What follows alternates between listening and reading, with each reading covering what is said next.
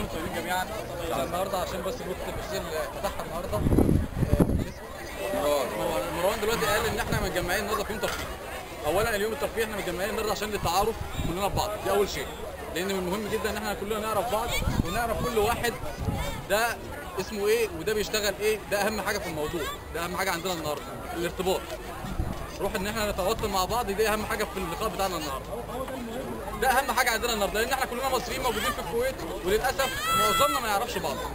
فاول حاجه في تحالفنا داخل التيار الشعبي او حزب الدستور او اي حزب النهارده شارك معانا داخل الفعاليات بتاعه اليوم الترفيهي النهارده مش التيار الشعبي وحزب الدستور بس اللي جاي، في ناس النهارده ولا في التيار ولا في حزب الدستور وجايين، واحنا بنرحب بيهم وعايزينهم يجوا معانا يا جماعه. ناس حريه ان احنا كمصريين في الكويت لازم نحط ايدينا في ايد بعض علشان نبقى كيان واحد.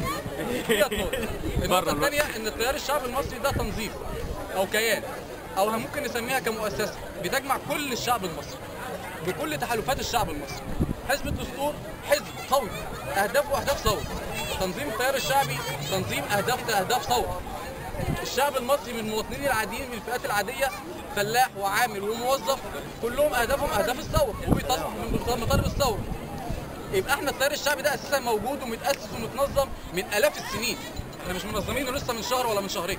التيار الشعبي ده موجود فعلا على ارض الواقع وموجود فعلا بين المصريين، وفي مصر في الوقت الحالي تم تنظيمه وتاسيسه عن طريق من كل قريه ومن كل حي ومن كل شارع في تيار شعبي يبقى موجود، يبقى مطلوب مننا اننا كل المصريين اللي في الخارج مش في الكويت بس، في كل دول الخليج وفي السعوديه، ويمكن حازم منسق الخليج عارف ان في معظم دول الخليج دلوقتي التيار الشعبي قام بدور وفعالياته في تاسيسه في كل دول الخليج. احنا هنا في الكويت اتفقنا ان على الاقل اعضاء حزب الدستور واعضاء التيار الشعبي والمصريين اللي في الكويت من جميع الروابط ومن جميع النقابات ومن الجمعيات الخيريه وحتى روابط الخير اللي موجوده هنا في الكويت، مطلوب مننا احنا نشتغل بفعاليات خيريه، فعاليات اجتماعيه، ترابط اسري وعائلي، ان احنا نتجمع كمصريين ونحط ايدنا في ايد بعض عشان نقوي الدوله المدنيه اللي بيتم اسقاطها فعليا دلوقتي بفعل جماعه او تيار اخر. فاحنا بنعمل توازنات، منها مطالب كمصري دي مطالب مشروعه وهو مشروع بعد ثوره يناير، ومنها ان انا بساعد اخويا المصري اللي موجود في الكويت اللي ممكن يكون مش عارف يوصل لحد او اللي مالوش ظهر او اللي بعيد عن اهله وقاعد في غربه يا عيني متغرب.